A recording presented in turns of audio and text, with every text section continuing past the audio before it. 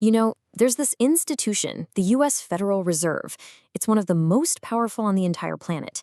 It can literally shape our economic lives with a single decision. For most of us, it's just seen as a part of the government. But what if it isn't? What if, as one pretty controversial book argues, it's not part of the government at all? Well, let's dive into that claim. And this is really the million-dollar question, isn't it? It's the central mystery that author Antony C. Sutton puts forward. Is the institution that controls the entire U.S. money supply actually a public entity, or is it something else? So, just so we're all on the same page here, our guide for this journey is Antony C. Sutton's book, The Federal Reserve Conspiracy. We're going to be breaking down his core arguments to get a handle on a theory that has fascinated and, let's be honest, provoked people for years. Okay, so Sutton's argument kicks off with a really fundamental claim, that the Fed isn't a public institution. He says that behind that official-looking, government-style facade, it's actually operating for a very different group of people. He calls it simply a banker's bank. Now, the key to Sutton's entire argument is this one concept, the money monopoly. He defines it as what happens when a private group gets the exclusive legal right to create money and credit. Just think about that for a second. A power that's granted by the government, but not controlled by the government. So here's the breakdown according to Sutton. He claims the Federal Reserve is a private corporation. Its stock is owned by other commercial banks, and they get dividends. He argues it's not really a government agency, and this is critical. It operates without a direct congressional audit of its big monetary decisions. And on top of all that, it holds a legal monopoly to create money, essentially from thin air, giving it this unbelievable power over the entire economy. And according to Sutton, this whole debate is nothing new. He argues that this battle over who controls the nation's money, well, it's a fight that goes all the way back to the very beginning of the United States. Right from the get-go, you had these two totally opposite visions for America's financial future. On one side, there was Thomas Jefferson. He was terrified that a central bank would create a money power elite that would be dangerous to freedom. And on the other side, you had Alexander Hamilton, who was all for a privately owned national bank. He believed power should be with, well, financial experts. This quote from the book really says it all, doesn't it? I mean, think about that. Jefferson believed private banks were more dangerous to American liberty than a full-blown standing army. That's how high he thought the stakes were. The fight didn't end with them either. Decades later, the battle lines were drawn all over again, and another president stepped right into the fray. Andrew Jackson.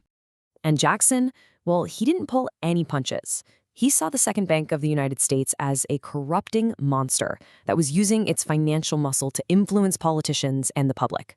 So he vetoed the renewal of its charter, and that kicked off a massive political war. His whole case, as Sutton presents it, came down to the Constitution. Jackson argued that the Constitution gives Congress, and only Congress, the power to coin money and decide its value. And he said that money was defined as gold and silver. He believed that handing that power over to a private corporation was just plain unconstitutional. So, after Jackson, Sutton's story describes how financial power started to get really concentrated, ending up in the hands of a tiny group of Wall Street financiers. This group came to be known as the Money Trust. Take a look at this chart from Sutton's book. It's like a spider web, right? It maps out the financial world before the Fed came along. And right there in the center is J.P. Morgan and Partners. From there, you can trace this web of control over other huge banks and trusts, which then controlled enormous industries. According to Sutton, this small, interconnected group basically had the American economy on a string. Sutton even finds clues hidden in plain sight right on our own money. He points out that Abraham Lincoln, who he frames as another president who fought the money power, is on the humble $5 bill. Meanwhile, Treasury Secretary Salmon P. Chase, who helped push through the National Bank Act, was honored on the $10,000 bill. A subtle nod, maybe, to who really wins in these fights.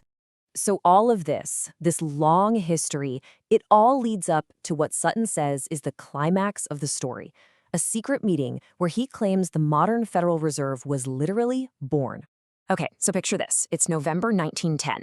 A group of the most powerful bankers in America sneak onto a private sealed train car in New Jersey. Their destination? A super exclusive private club on Jekyll Island off the coast of Georgia. And their mission? To secretly draft a blueprint for an American central bank. And just look at who was there. Sutton names these 6 men as the architects. You have Senator Nelson Aldrich, who was a close associate of the Rockefellers. You have Paul Warburg from the banking house Kuhn Loeb, and then 4 other guys representing the absolute top of the J.P. Morgan and Rockefeller financial empires. Sutton's point is, this wasn't a public hearing. This was a secret get-together of the very money trust they claimed a central bank was supposed to regulate. So, how does a secret plan cooked up on a remote island become the law of the entire country? Well, Sutton lays out how they did it. The Jekyll Island Plan was carefully rebranded. It was first introduced to Congress as the Aldrich Plan. It actually failed at first, but the core ideas were repackaged and eventually passed as the Federal Reserve Act in 1913. President Woodrow Wilson signed it into law, supposedly thinking he was finally putting an end to the money trust's power.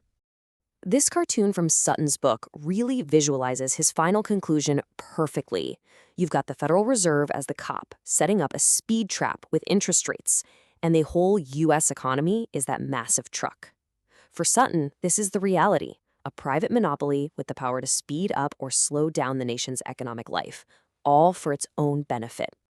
So, in the end, Sutton's book isn't just a history lesson, it's a direct challenge. His conclusion is that the Federal Reserve isn't a government agency, but a legalized money monopoly created by private bankers for private bankers. And that leaves us right back where we started, with the same question that bothered Jefferson and Jackson, and that Sutton asks again. If a private group has a monopoly on a country's money, who do they really serve?